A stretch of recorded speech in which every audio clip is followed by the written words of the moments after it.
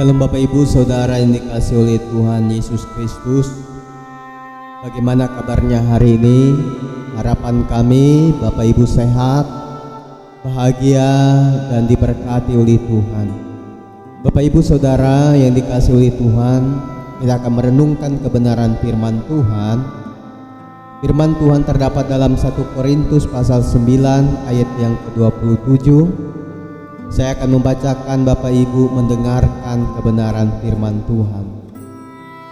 Firman Tuhan berkata, "Tetapi aku melatih tubuhku dan menguasainya seluruhnya, supaya sesudah memberitakan Injil kepada orang lain, jangan aku sendiri ditolak."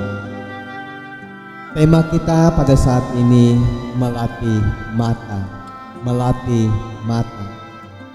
Bapak Ibu Saudara yang dikasihi oleh Tuhan, Rasul Paulus menulis surat ini kepada jemaat di Korintus. Pada saat itu jemaat berada di tengah-tengah lingkungan yang penuh godaan dan kebiasaan-kebiasaan mereka yang sesat, yang tidak benar di dalam kehidupan mereka. Oleh sebab itu Rasul Paulus mengingatkan kepada jemaat yang ada di Korintus supaya mereka melatih tubuh mereka, melatih mata mereka dan menguasainya, supaya tubuh seluruh aspek indera mereka berpusat kepada Tuhan, supaya setelah memimpin orang lain mengenal Tuhan, mereka sendiri tidak ditolak oleh Tuhan. Bapak Ibu yang dikasihi oleh Tuhan, yang pertama melatih mata adalah Rasul Paulus menggarisbawahi melatih tubuh. Melatih tubuh berarti membiasakan diri, mendidik, mendisiplinkan terus-menerus. Mata adalah pelipat hati. Apa yang sering kita lihat lama-lama akan membentuk pikiran, perasaan, dan tingkah laku kita yang kepada hal-hal yang tidak baik kalau mata kita melihat kepada yang tidak baik. Oleh sebab itu kita harus melatih tubuh kita, secara khusus mata kita, untuk melihat kebaikan dan kebenaran hanya tertuju kepada Tuhan, bukan hal-hal yang najis yang tidak berkenan kepada Tuhan. Pergunakanlah matamu kepada hal-hal yang baik, melihat kepada hal-hal yang baik. Saudaraku dikasihi Tuhan Yesus Kristus.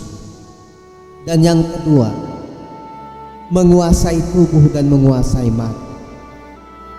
Selain melatih mata, melatih tubuh, Rasul Paulus berkata, dan menguasai seluruhnya.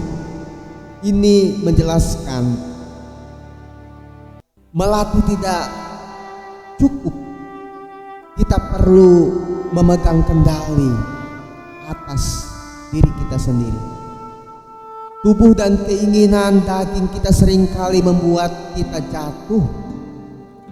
Tetapi Rasul Paulus katakan kita sebagai orang yang sudah percaya kepada Yesus harus menguasainya, menguasai kaki kita, menguasai mulut kita, menguasai mata kita, menguasai kaki kita, menguasai tangan kita. Supaya apa?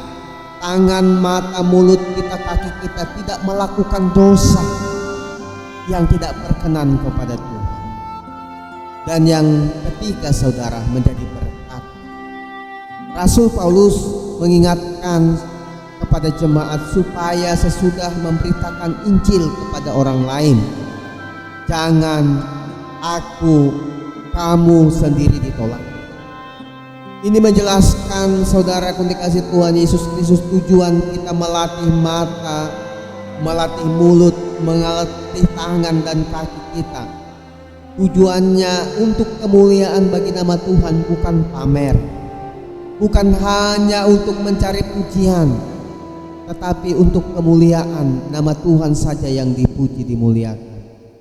Bapak Ibu Saudara yang dikasihi oleh Tuhan Yesus Kristus, marilah kita bertekad melatih mata kita, melatih mulut kita, melatih tangan kita, melatih kaki kita, seluruh aspek indera tubuh kita untuk kita menjaganya dan menguasainya, supaya tidak jatuh ke dalam dosa yang membuat orang lain bisa menolak Tuhan melalui kehidupan kita. Amin. Shalom.